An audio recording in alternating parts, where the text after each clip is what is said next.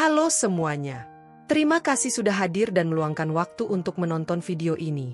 Pada video kali ini, kami akan membawakan sebuah kisah berjudul Istri yang selalu mengalah dan tak pernah dihargai suaminya, hingga akhirnya memilih pergi selamanya dan meninggalkan penyesalan yang terlambat. Sebuah cerita tentang seorang istri yang terlihat kuat, rumah tangga yang tampak baik-baik saja, namun menyimpan luka yang perlahan menghancurkan dirinya dari dalam. Cerita ini bukan sekadar fiksi, tapi potret nyata yang mungkin pernah terjadi di sekitar kita, atau bahkan dalam hidup kita sendiri. Sebelum ceritanya dimulai, kami ingin mengingatkan untuk kalian semua. Jangan lupa untuk subscribe channel ini. Tekan tombol like jika cerita-cerita seperti ini memberi makna. Dan tuliskan pendapat atau pengalaman kalian di kolom komentar. Dan jangan lupa juga, tekan tombol lonceng agar kalian tidak ketinggalan setiap kali channel ini mengunggah cerita terbaru. Semoga setiap cerita yang kami bagikan bisa menjadi pengingat, pembelajaran, dan penguat hati. Kami doakan, semoga kalian yang sedang berjuang dalam hidup diberi kekuatan, kesabaran, dan kebahagiaan yang kalian pantas dapatkan. Sekarang, mari kita mulai ceritanya. Pagi itu masih gelap ketika Nadia membuka mata. Jam di dinding baru menunjukkan pukul 4 lewat sedikit. Udara dingin menyelinap dari celah jendela dapur, membawa bau tanah basah sisa hujan semalam. Nadia duduk perlahan di tepi ranjang, memijat tengkuknya yang kaku, lalu menarik napas panjang seolah sedang mengumpulkan tenaga untuk satu hari lagi. Wajahnya di cermin tampak pucat, mata sedikit sembab, tapi ia tetap menyibakkan rambutnya ke belakang dan berbisik pelan pada bayangannya sendiri, nanti juga kuat. Langkah kakinya menyentuh lantai dingin rumah itu. Sunyi. Hanya terdengar detik jam dan dengusan napas anak-anak yang masih terlelap. Di dapur, lampu kecil dinyalakan. Cahaya kuning redup memantul di meja makan yang bersih mengilap. Nadia mulai bergerak, otomatis, seperti mesin yang sudah diatur bertahun-tahun. Menanak nasi, memotong bawang, menggoreng telur. Minyak mendesis, baunya memenuhi ruangan, tapi wajah Nadia tetap datar. Sesekali ia berhenti, menahan punggungnya yang terasa seperti ditusuk jarum. Dari kamar, terdengar suara Reno berdehem. Nadia menoleh cepat. Tangannya refleks mengelap meja yang sebenarnya sudah bersih. Beberapa detik kemudian Reno keluar, rambut masih acak-acakan, wajah lelah, ponsel di tangan. Ia duduk tanpa menyapa. "Kopi mana?" Suara Reno datar, tanpa menoleh. "Iya, sebentar," jawab Nadia cepat. Nada suaranya lembut, hampir seperti takut mengganggu. Nadia menuangkan kopi panas ke cangkir favorit Reno. Tangannya sedikit gemetar. Setetes kopi tumpah ke piring kecil. Ia buru-buru mengelapnya dengan lep. Jantungnya berdegup lebih cepat dari seharusnya. Cangkir itu diletakkan di depan Reno dengan hati-hati. Reno menyeruput kopi. "Kurang manis," katanya singkat. "Oh, iya, maaf." Nadia langsung berdiri lagi. "Aku tambahin ya." "Nggak usah. Udah telat juga." Reno berdiri, meraih tas kerjanya. "Baju kerjaku yang biru disetrika nggak?" "Sudah, digantung di lemari," jawab Nadia. Reno hanya mengangguk kecil, lalu melangkah pergi ke kamar mandi. Pintu ditutup agak keras. Nadia berdiri di dapur, menatap meja makan yang kembali sepi. Ia menghela napas pelan, seolah baru saja menahan napas terlalu lama. Tak lama kemudian, suara langkah kecil terdengar. Anak pertamanya mengucek mata, disusul adiknya. Nadia tersenyum, senyum yang ia simpan khusus untuk anak-anaknya. "Ibu sudah masak?" tanya si sulung. "Sudah. Ayo duduk," kata Nadia sambil merapikan rambut anaknya. Tangannya lembut, tapi matanya kosong sesaat ketika tak ada yang melihat. Rumah itu memang selalu rapi. Lantai mengilap, mainan tertata, piring tak pernah menumpuk. Namun di balik semua itu, ada kelelahan yang tak pernah dibereskan. Ada hati yang dibiarkan berantakan, tapi tak pernah disentuh. Nadia berdiri di tengah dapur, memandang keluarganya sarapan, merasa seperti tamu di rumahnya sendiri. Dan pagi itu, entah kenapa, dadanya terasa lebih sesak dari biasanya, seolah ada sesuatu yang pelan-pelan mulai retak, menunggu waktu untuk pecah. Siang itu matahari menggantung tepat di atas atap rumah, panasnya menekan udara hingga terasa pengap. Kipas angin di ruang tamu berputar malas, mengeluarkan bunyi berdecit pelan. Nadia menyapu lantai sambil sesekali berhenti, menopang pinggangnya. Keringat membasahi pelipis, bajunya sedikit menempel di punggung. Ia menatap ruang tamu yang kembali rapi, lalu duduk sebentar di sofa, menutup mata, hanya ingin menarik napas tanpa tuntutan. Belum genap 1 menit, ponselnya bergetar. Nama Reno muncul di layar. Nadia langsung duduk tegak, jantungnya berdebar, lalu mengangkat telepon. "Halo? Kamu di rumah kan?" Suara Reno terdengar terburu-buru. "Iya, di rumah." "Kenapa?" "Kemeja putihku yang buat rapat sore ini ada." Nada suaranya meninggi sedikit. "Ada? Yang mana? Yang lengan panjang atau?" "Ya jelas yang lengan panjang. Masa gitu aja nanya?" potong Reno. Nadia menggigit bibir. "Iya, ada. Aku setrika ulang sekarang. Harusnya dari kemarin kamu siapin." "Aku capek kerja, masih mikirin hal kecil gini." Reno menghela napas keras, seolah Nadia yang membuat harinya berat. Telepon ditutup. Nadia menatap layar hitam itu beberapa detik, lalu bangkit. Ia mengambil kemeja dari lemari, menyetrikanya dengan hati-hati, seakan kain itu bisa terluka jika terlalu keras. Setiap lipatan dirapikan sempurna. Setiap kerah diluruskan. Tangannya pegal, tapi ia terus menekan setrika, karena ia tahu satu kusut kecil bisa menjadi masalah besar. Menjelang sore, Reno pulang sebentar. Ia masuk rumah dengan wajah kusut, sepatu ditendang ke sudut. Nadia segera menghampiri, menyodorkan kemeja yang sudah dibungkus plastik. "Ini sudah aku setrika ulang," kata Nadia pelan. Reno membuka plastik, memeriksa cepat. "Kamu ini ya?" katanya sambil menghela napas. "Beginian itu tugas kamu. Jangan nunggu disuruh." Nadia menunduk. Bahunya sedikit merosot. "Aku cuma mau pastiin rapi." "Ya rapi itu memang kewajiban kamu. Aku kerja cari uang, kamu ngurus rumah. Adil kan?" Reno menatapnya singkat, lalu kembali fokus ke ponsel. Kata adil itu bergema di kepala Nadia. Ia ingin berkata sesuatu. Ingin menjelaskan bahwa mengurus rumah bukan hanya soal menyapu dan memasak. Bahwa ia juga lelah. Bahwa ia juga manusia. Bibirnya bergerak, tapi suaranya tak keluar. "Iya," jawabnya akhirnya, hampir tak terdengar. Reno berbalik ke pintu. "Aku berangkat lagi. Anak-anak nanti jangan lupa dijemput les." "Iya," ulang Nadia. Pintu tertutup. Suara mesin motor menjauh. Rumah kembali sunyi. Nadia berdiri di tengah ruang tamu, kemeja yang tadi dipegangnya kini kosong. Ia menatap tangannya sendiri, telapak yang kasar karena air dan sabun. Matanya berkaca-kaca, tapi ia buru-buru mengusapnya, seolah air mata itu pun tak punya hak untuk jatuh. Dalam hati, sebuah pertanyaan kecil mulai tumbuh, pelan tapi menyakitkan. Jika semua yang ia lakukan hanyalah kewajiban, lalu di mana tempatnya sebagai istri yang ingin dihargai, sebagai manusia yang ingin didengar?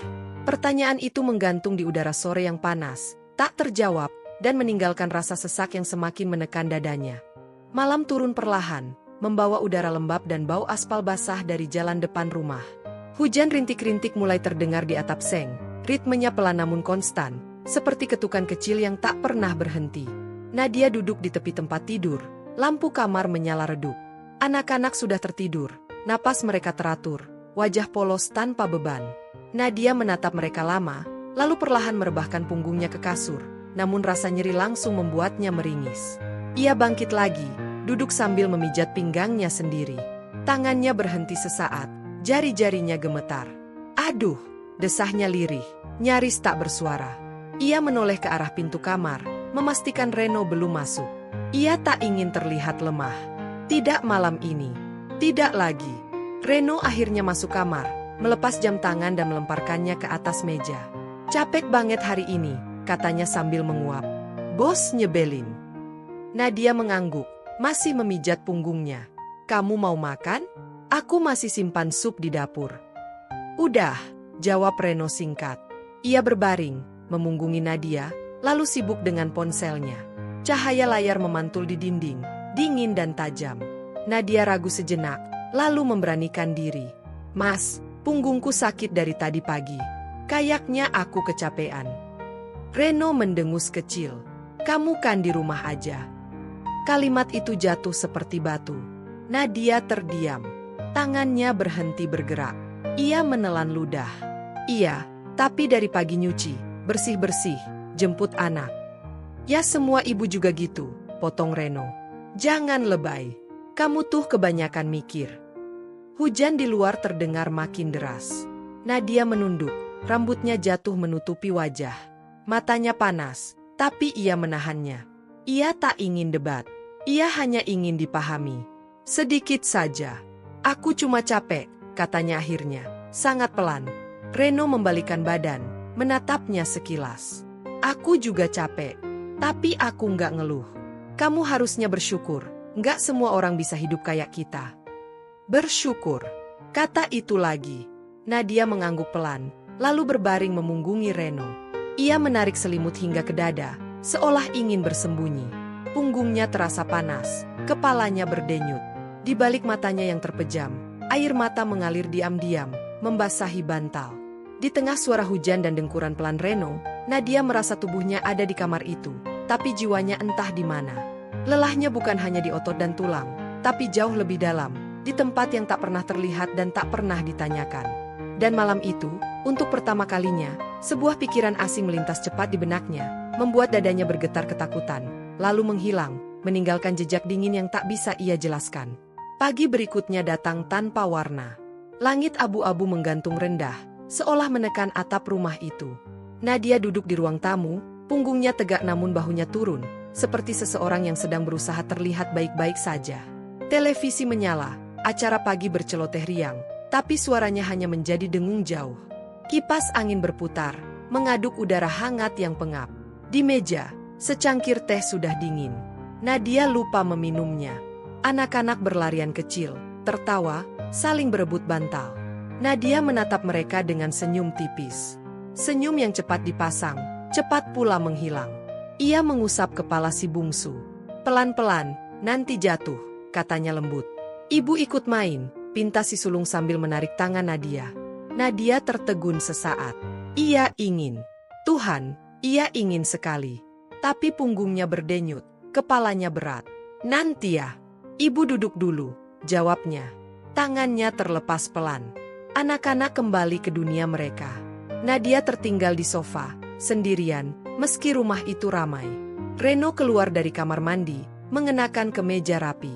Ia berdiri di depan cermin, merapikan rambut. Sarapan apa? Tanyanya sambil menatap bayangannya sendiri. Nasi goreng, jawab Nadia. Masih hangat. Reno mengangguk, duduk sebentar, makan cepat. Tak ada percakapan. Hanya bunyi sendok menyentuh piring. Nadia ingin berkata sesuatu. Apa saja. Tentang hujan semalam. Tentang punggungnya yang masih sakit. Tentang perasaan kosong yang tak ia mengerti. Tapi kata-kata itu menumpuk di tenggorokan. Berat, tak pernah jatuh. Anak-anak diantar jam berapa? Tanya Reno. Jam 7 lewat sedikit, jawab Nadia. Jangan telat, katanya singkat, lalu berdiri. Ia meraih tas, mencium kening anak-anak, melewati Nadia begitu saja. Nadia menoleh. Mas, panggilnya, ragu. Reno berhenti setengah langkah. Kenapa? Nadia membuka mulut. Menutupnya lagi. Enggak apa-apa. Hati-hati di jalan. Reno mengangguk dan pergi. Pintu tertutup. Bunyi kunci berputar. Sunyi kembali mengisi ruang. Siang merambat pelan. Setelah mengantar anak-anak, Nadia pulang ke rumah yang kosong. Ia membersihkan lagi. Menyapu lagi. Mengelap lagi. Seolah kebersihan bisa menutup lubang di dadanya. Ia duduk di lantai dapur, bersandar ke lemari. Napasnya berat, tangannya meremas kain lap. Ada nggak ya, yang mau dengerin aku, gumamnya pada udara. Tak ada jawaban. Hanya suara jam dinding. Tik, tak, tik, tak. Sore hari, anak-anak pulang. Nadia tersenyum lagi. Memasak lagi. Menjadi ibu yang baik. Menjadi istri yang tak banyak bicara. Malam tiba. Mereka makan bersama. Tawa anak-anak mengisi meja. Reno bercerita tentang pekerjaannya, panjang dan bersemangat. Nadia mendengarkan, mengangguk, menimpali seperlunya. Kalau kamu gimana? Tanya Reno tiba-tiba, tanpa menoleh. Nadia terkejut kecil. Aku? Iya. Seharian ngapain? Nada Reno netral, tapi matanya tetap ke piring. Nadia tersenyum tipis. Ya, biasa. Oh, jawab Reno. Percakapan berhenti di sana. Kata biasa itu menggema. Nadia menunduk, menatap nasi di piringnya. Dadanya terasa kosong. Di tengah keluarga yang lengkap, di meja yang penuh, ia merasa menjadi bayangan. Ada, tapi tak pernah benar-benar dilihat. Dan ketika malam semakin larut, kesepian itu menempel erat, seperti bayang-bayang yang tak bisa dilepas, berbisik pelan di telinganya, menjanjikan sesuatu yang belum ia pahami sepenuhnya. Malam itu hujan turun lebih deras dari biasanya. Angin menggoyangkan tirai tipis di ruang keluarga, membuat kainnya berkibar lalu menempel kembali ke jendela dengan suara pelan. Nadia berdiri di depan kompor, mengaduk sayur yang hampir matang. Uap panas naik ke wajahnya, membuat matanya perih. Entah karena bawang, entah karena sesuatu yang lebih dalam. Reno pulang lebih malam. Pintu dibuka dengan agak keras, sepatu dilepas sembarangan. Nadia menoleh cepat, refleks yang sudah ia hafal. "Kamu sudah makan?" tanya Nadia, suaranya lembut, hampir berbisik. Reno melempar tas ke kursi. "Belum. Lapar. Aku bikin sayur sama ayam goreng. Nasinya masih hangat," jawab Nadia sambil mematikan kompor. Reno duduk, menyalakan televisi. Berita malam mengalir, wajah-wajah serius berbicara tentang hal-hal besar. Nadia menyajikan makanan di meja. Tangannya sedikit gemetar saat meletakkan piring. Reno mencicipi. Alisnya berkerut. Garamnya kurang. "Oh, maaf. Aku tambahin ya," kata Nadia cepat, berdiri hendak mengambil garam. "Nggak usah. Udah keburu males," kata Reno. "Masak aja hal gini nggak konsisten." Kalimat itu menusuk. Nadia duduk kembali, tangannya bertaut di pangkuan. Ia menatap piringnya sendiri, nasi yang tak tersentuh. Beberapa menit berlalu dalam diam. Hanya suara hujan dan televisi. Nadia menarik napas panjang. Dadanya terasa penuh. Jika tidak sekarang, ia merasa tak akan pernah bicara. "Mas," panggilnya pelan. Reno mendengus. "Kenapa lagi?" Nadia menelan ludah.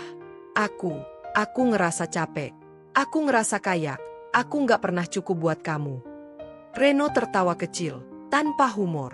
"Kamu mulai lagi." "Bukan itu maksudku," Nadia buru-buru menggeleng.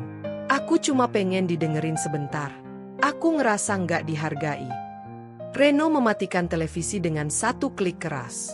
Ia menoleh, menatap Nadia lurus. "Kamu tuh terlalu sensitif. Semua dibikin drama." Wajah Nadia memucat. "Aku nggak drama. Aku cuma pengen kamu ngerti." "Ngerti apa?" Suara Reno meninggi. "Aku kerja tiap hari, pulang capek, cari uang. Kamu tinggal di rumah, ngurus anak, rumah rapi. Kurang apa lagi?" Nadia mengangkat wajahnya. Matanya berkaca-kaca. "Aku juga capek, Mas. Aku juga butuh dihargai. Sekadar ditanya kabarku aja." "Ya ampun, Nadia," potong Reno tajam. "Kamu ini kebanyakan minta. Kamu pikir aku nikah buat ngurusin perasaan kamu terus?" Kalimat itu menghantam lebih keras dari yang Nadia bayangkan. Bahunya bergetar. Bibirnya terbuka, tapi tak ada suara keluar. Ia menunduk, air mata jatuh ke piring, cepat-cepat diusap. "Aku cuma istri," lanjut Reno, suaranya dingin. "Tugas kamu ya begini. Jangan lebay. Hidup itu ya dijalanin, bukan dirasain terus." Sunyi menyergap. Hujan terdengar makin keras, seperti menertawakan. Nadia berdiri perlahan. Kakinya terasa lemas. "Maaf," katanya akhirnya, hampir tak terdengar. "Aku nggak bermaksud nyusahin." Reno menghela napas panjang. "Udah, aku mau istirahat." Ia bangkit dan masuk kamar, meninggalkan Nadia sendirian di meja makan. Piring-piring masih di sana. Makanan dingin. Nadia berdiri lama, menatap kursi kosong di seberangnya. Di kamar mandi, Nadia menatap cermin. Wajahnya basah oleh air dan air mata. Ia menutup mulutnya dengan tangan agar isaknya tak terdengar. Dadanya sesak, seolah ada tangan tak terlihat yang menekan kuat. "Kenapa aku selalu salah?" bisiknya pada pantulan dirinya sendiri. Di luar, hujan belum reda. Dan di dalam hati Nadia, sesuatu yang rapuh terasa benar-benar retak malam itu, meninggalkan luka yang tak lagi berdarah, tapi perlahan mematikan. Pagi itu datang dengan langit pucat, seolah warna-warnanya dicuci semalaman. Nadia berdiri di depan wastafel, membasuh wajahnya berulang kali. Air dingin mengalir di pipinya, tapi panas di dadanya tak kunjung reda. Ia menatap cermin. Mata itu tampak asing. Ada garis kelelahan yang makin jelas. Ada sorot ragu yang dulu tak pernah ada. Di dapur, ia menyiapkan sarapan seperti biasa. Tangannya bergerak otomatis, namun pikirannya melayang. Setiap bunyi, pisau mengenai talenan, sendok beradu piring, terasa terlalu keras. Ia mengatur napas, mencoba menenangkan diri. Tenang, jangan bikin masalah, gumamnya pelan, seolah menasihati dirinya sendiri. Anak-anak muncul, setengah mengantuk. Nadia tersenyum, senyum yang dipaksakan tapi rapi. Ayo sarapan, katanya. Ia membantu memakaikan sepatu, mengancingkan baju, menyisir rambut. Sentuhan-sentuhan kecil itu menjadi caranya meminta maaf pada dunia, meski ia tak tahu kesalahannya apa. Reno keluar kamar, wajahnya datar. Hari ini aku pulang telat, katanya sambil mengambil roti. Iya, jawab Nadia cepat. Aku siapin bekal enggak? Enggak usah. Ribet, Reno meneguk kopi. Oh ya, jangan lupa bayar listrik. Kemarin hampir telat. Iya, aku urus, kata Nadia. Kepalanya menunduk. Reno pergi.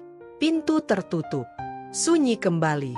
Nadia duduk di kursi dapur, memegang cangkir yang sudah dingin. Ia menatap uap yang tak ada. Dalam kepalanya, kata-kata semalam berputar tanpa henti. Terlalu sensitif. Drama. Kebanyakan minta. Kalimat-kalimat itu menempel seperti label. Ya mungkin aku memang begitu, bisiknya. Mungkin aku yang salah. Siang hari, Nadia membersihkan lemari. Ia melipat pakaian dengan sangat rapi, terlalu rapi. Setiap lipatan harus sempurna. Jika miring sedikit, ia ulangi. Keringat menetes, punggungnya kembali nyeri. Ia mengabaikannya. Rasa sakit itu terasa pantas. Seolah hukuman kecil untuk dirinya sendiri. Ponselnya bergetar. Pesan dari ibu mertua. Reno capek kerja. Kamu jangan bikin dia kepikiran. Istri itu harus bisa ngertiin. Nadia membaca pesan itu 2 kali, 3 kali. Tangannya gemetar. Ia membalas singkat. Iya, Bu. Maaf. Maaf. Kata itu keluar begitu mudah sekarang. Ia mengucapkannya bahkan sebelum ada yang menuduh. Ia mengatakannya pada lantai yang basah, pada baju yang kusut, pada dirinya sendiri yang merasa selalu kurang. Sore hari, ia menjemput anak-anak. Di gerbang sekolah, para ibu bercanda. Nadia tersenyum, mengangguk, tertawa kecil di waktu yang tepat. Tapi ketika mereka membicarakan rencana akhir pekan bersama suami, Nadia hanya diam. Tangannya meremas tali tas. Dadanya mengencang. Di rumah, malam turun lagi. Nadia menyiapkan makan malam dengan hati-hati berlebihan. Ia mencicipi berkali-kali. Menambahkan garam sedikit, lalu sedikit lagi. Biar nggak salah, katanya pada dirinya sendiri. Saat Reno pulang, Nadia menyambut dengan suara paling lembut yang bisa ia kumpulkan. Mas, makannya sudah siap. Reno makan tanpa komentar. Nadia menunggu. Jantungnya berdebar, berharap pada sesuatu yang sederhana. Pujian kecil. Senyum. Apa saja. Tapi tak ada. Setelah membereskan meja, Nadia berdiri di dapur yang sepi. Ia menempelkan telapak tangan ke dada, merasakan denyut yang cepat. Aku harus lebih kuat, bisiknya. Aku harus berubah. Namun di balik tekad itu, ada sesuatu yang lain. Perasaan tenggelam yang pelan, licin, dan menakutkan. Seolah ia sedang berdiri di tepi yang tak ia kenali. Satu langkah lagi bisa membuatnya jatuh ke tempat yang lebih sunyi dari sebelumnya. Malam itu rumah terasa lebih senyap dari biasanya. Hujan sudah berhenti, tapi udara masih lembab, membawa bau tanah yang masuk lewat jendela dapur yang sedikit terbuka. Lampu-lampu dimatikan satu persatu. Anak-anak tertidur pulas, selimut mereka naik turun mengikuti napas kecil yang teratur. Reno sudah lebih dulu terlelap, punggungnya menghadap Nadia, dengkurannya pelan namun stabil, seolah dunia tak pernah memberinya beban. Nadia duduk di ujung ranjang, memandang sosok suaminya lama sekali. Wajah Reno tampak tenang saat tidur. Tidak marah, tidak dingin, tidak menyakitkan. Hanya seseorang yang lelah, pikir Nadia. Dadanya terasa perih. Ia berdiri perlahan, berjinjit agar lantai tidak berderit, lalu melangkah ke ruang makan. Lampu kecil di sudut dinyalakan. Cahaya temaram jatuh di meja yang bersih. Nadia menarik kursi, duduk, dan menghela napas panjang. Tangannya merogoh laci, mengeluarkan selembar kertas kosong dan sebuah pulpen. Ia menatap kertas itu lama. Terlalu lama. Seolah kertas itu menantangnya untuk jujur, sementara ia sendiri belum yakin sanggup. "Apa aku lebay?" gumamnya pelan pada udara. Tak ada jawaban. Pulpen menyentuh kertas.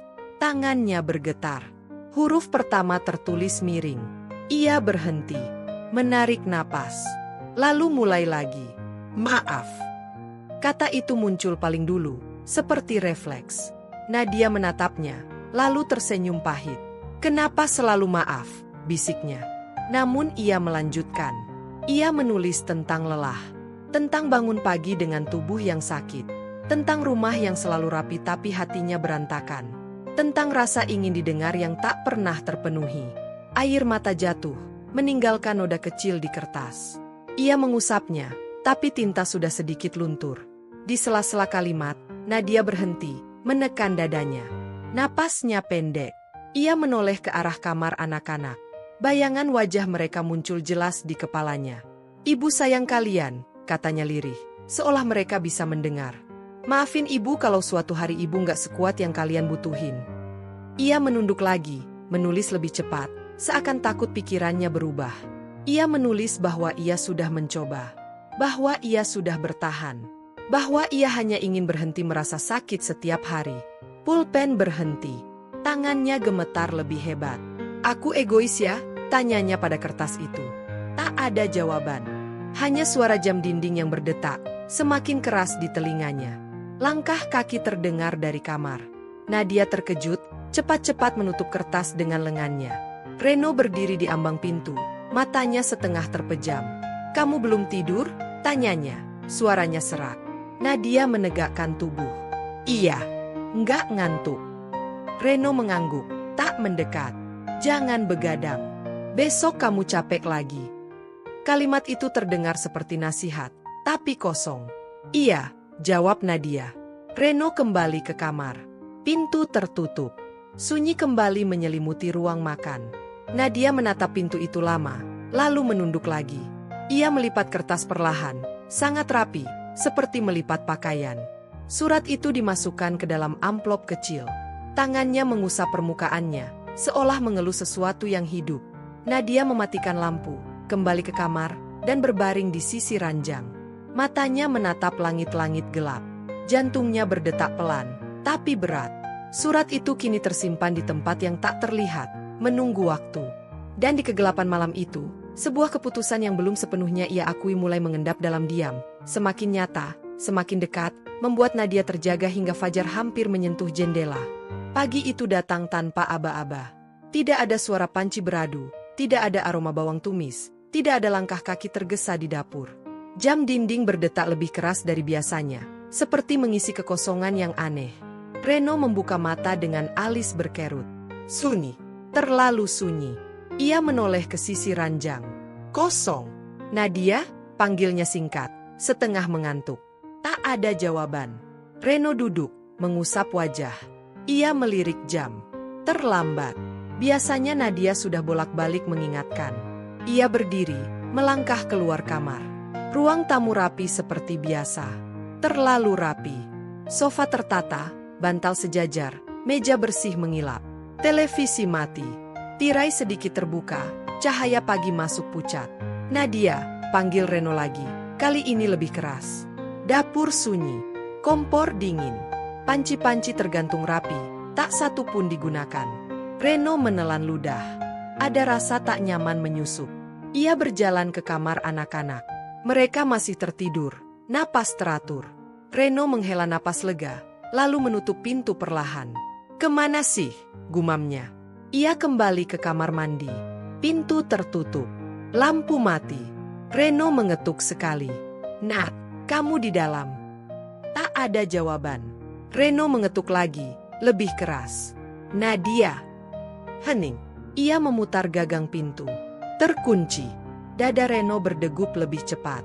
Ia menempelkan telinga ke pintu. Tak ada suara air. Tak ada gerakan. Hanya kesunyian yang menekan. "Nadia, buka pintunya," katanya. Nada suaranya naik. "Jangan bercanda." Tak ada apa-apa. Reno mundur setengah langkah, lalu mengetuk lebih keras. Nadia! Jam berdetak. Detik terasa panjang. Reno menelan ludah, merogoh saku, mencari kunci cadangan. Tangannya gemetar saat memutar. Kunci berderit. Pintu terbuka perlahan. Udara dingin menyergap. Bau sabun samar. Cahaya dari jendela kecil jatuh ke lantai keramik yang bersih. Terlalu bersih. Reno melangkah satu langkah, lalu berhenti. Matanya terpaku. Wajahnya memucat. Nat! Suaranya pecah. Waktu seakan berhenti. Dunia menyempit menjadi satu ruangan itu. Reno berdiri kaku, napasnya tersendat.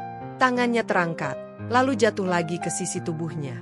Kata-kata menghilang. Ia ingin berteriak, tapi tenggorokannya terkunci. Di kejauhan, jam dinding berdetak. Tik, tak, tik, tak. Reno mundur sempoyongan, punggungnya membentur dinding. Kakinya lemas. Di kepalanya, potongan-potongan pagi yang seharusnya terjadi berhamburan. Kopi, sarapan, suara Nadia memanggil. Semua lenyap. Digantikan oleh satu kenyataan yang belum sanggup ia terima. Tidak, tidak, bisiknya, hampir tak terdengar. Tangannya meremas rambut, napasnya pendek-pendek. Ia menoleh ke ruang tamu, ke rumah yang masih rapi, seolah menertawakan kebingungannya. Sesuatu terlintas di benaknya. Surat. Sebuah bayangan kecil tentang Nadia yang semalam duduk sendirian. Reno berbalik, langkahnya tergesa menuju ruang makan, jantungnya berdentum keras, seakan tahu bahwa apapun yang akan ia temukan di sana akan mengubah hidupnya selamanya. Langkah Reno terseret menuju ruang makan. Kakinya terasa berat, seolah lantai menahannya agar ia tak sampai ke meja itu. Udara di rumah mendadak terasa pengap, napasnya pendek-pendek. Matanya menyapu ruangan, mencari sesuatu yang bahkan belum ia yakini. Lalu ia melihatnya. Sebuah amplop kecil terletak rapi di sudut meja, sejajar dengan taplak. Terlalu rapi. Itu gaya Nadia. Reno berhenti tepat di depan meja. Tangannya terangkat, lalu turun lagi. Dadanya berdegup keras. Surat, gumamnya. Suaranya serak, asing di telinganya sendiri. Ia menarik kursi, duduk perlahan, seolah takut jika bergerak terlalu cepat. Semua ini akan menjadi nyata. Ia membuka amplop itu dengan tangan gemetar. Kertas di dalamnya terlipat rapi. Sangat rapi. Reno mengenali tulisan itu seketika. Tulisan Nadia. Huruf-hurufnya sedikit miring, lembut, seperti suaranya. Mas. Satu kata itu saja sudah membuat dadanya sesak. Reno menarik napas dalam, lalu mulai membaca. Setiap kalimat seperti pukulan yang tak bersuara. Nadia menulis tentang lelah. Tentang bangun pagi dengan tubuh sakit, tentang merasa tak pernah cukup, tentang mencoba bertahan karena cinta, tapi perlahan kehilangan dirinya sendiri. Reno menutup mulut dengan tangan. Aku nggak pernah maksud, katanya terbata, tapi kata-kata itu terhenti. Ia membaca lagi, tentang anak-anak, tentang betapa Nadia mencintai mereka, tentang rasa takut meninggalkan mereka. Tulisan itu basah di beberapa bagian. Reno tahu itu air mata. Maaf kalau aku gagal jadi istri yang kuat, tulis Nadia. Maaf kalau aku terlalu banyak berharap. Reno menjatuhkan surat itu ke meja. Bahunya bergetar. Napasnya tercekat, lalu pecah menjadi isak yang tak bisa ia tahan. Nat, aku cuma capek. Ia terdiam. Alasan-alasan itu terasa kecil, konyol, tak berarti. Suara langkah kecil terdengar. Anak sulungnya berdiri di ambang pintu, mata masih setengah mengantuk. Ayah, panggilnya pelan. Ibu kenapa belum bangunin? Reno menoleh. Wajah anak itu polos, penuh harap. Dadanya seperti diremas. Ia berdiri tergesa, menghampiri anaknya, lalu berlutut. Tangannya gemetar saat memeluk bahu kecil itu. Ibu, suara Reno pecah. Ia berhenti. Kata-kata itu tak sanggup keluar. Ibu lagi istirahat, katanya akhirnya, berbohong dengan suara yang nyaris tak terdengar. Anak itu mengangguk pelan, lalu menatap meja. Itu tulisan ibu. Reno menoleh. Surat itu masih terbuka. Ia menelan ludah. Iya, jawabnya lirih. Tak lama, suara tetangga terdengar dari luar. Seseorang mengetuk pintu. Reno berdiri kaku. Dunia mulai bergerak terlalu cepat. Ada orang-orang datang. Ada suara panik. Ada telepon. Namun semua itu terasa jauh, seperti ditutup kaca tebal. Reno duduk kembali di kursi, surat Nadia di tangannya. Ia membaca ulang, seolah berharap kalimatnya berubah. Seolah berharap ada baris terakhir yang berkata semuanya hanya salah paham. Tapi tak ada. Hanya kata-kata jujur yang kini terasa kejam. Aku seharusnya dengerin, bisiknya. Aku seharusnya nanya. Tangannya meremas kertas itu erat-erat, lalu melemas. Penyesalan memenuhi dadanya, berat, menyesakkan, datang terlambat. Dan di tengah rumah yang masih rapi itu, Reno akhirnya mengerti satu hal yang menghantam lebih keras dari apapun. Kehilangan ini bukan datang tiba-tiba. Ia tumbuh perlahan, setiap hari, dari hal-hal kecil yang ia anggap sepele. Dan kini, tak ada satupun yang bisa ia perbaiki. Hari pemakaman datang dengan langit mendung yang berat. Awan menggantung rendah, seolah ikut menunduk. Tanah pemakaman masih lembab, bau tanah basah bercampur bunga melati yang ditabur perlahan. Reno berdiri kaku di samping liang, jas hitamnya terasa sempit, napasnya pendek. Di sekelilingnya, orang-orang berbisik pelan, doa dibacakan, suara isak tertahan menyatu dengan angin. Ia menatap ke dalam liang itu terlalu lama, terlalu dalam. Seakan berharap Nadia muncul dan berkata semua ini hanya salah paham. Tangannya mengepal, kukunya menekan telapak sampai perih, tapi rasa sakit itu tak ada artinya dibanding kosong yang menggerogoti dadanya. Ibu, kenapa dimasukin ke tanah? Suara kecil itu memecah keheningan. Reno menoleh. Anak bungsunya menatap dengan mata polos, memegang ujung jasnya. Tenggorokannya tercekat. Ia berjongkok, memeluk tubuh kecil itu erat-erat. Ibu, lagi tidur lama, katanya lirih. Kata-kata itu terdengar rapuh, hampir runtuh. Setelah semua orang pergi, rumah kembali sunyi. Sunyi yang berbeda. Sunyi yang berat. Tak ada lagi langkah pagi, tak ada lagi suara piring, tak ada lagi sapaan lembut. Rumah itu tetap rapi, sama seperti dulu. Tapi kini kerapian itu terasa dingin, seperti museum kenangan yang tak boleh disentuh. Reno duduk di sofa, memandangi dapur. Ia bangkit, berjalan ke sana. Tangannya menyentuh meja makan, lalu berhenti. Ingatan datang tanpa diundang. Nadia berdiri di tempat itu, menghidangkan makan malam, menunggu komentar yang tak pernah ia berikan. Reno menutup mata, napasnya bergetar. Maaf, katanya pada ruang kosong. Tak ada yang menjawab. Malam-malam berikutnya, Reno sering terbangun tiba-tiba. Tangannya meraih sisi ranjang yang kosong. Ia menoleh, berharap melihat punggung Nadia, berharap mendengar napasnya. Yang ada hanya bantal dingin dan gelap yang menekan. Anak-anak mulai sering bertanya, "Ibu kapan pulang? Ibu marah ya sama kita?" Reno tak pernah punya jawaban yang utuh. Ia hanya memeluk mereka lebih erat, seolah dengan itu bisa menutup lubang yang sama-sama mereka rasakan.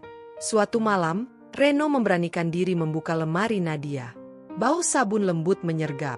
Bajunya masih tersusun rapi, warnanya tenang. Ia mengambil satu dress sederhana, menempelkannya ke dada. Bahunya bergetar.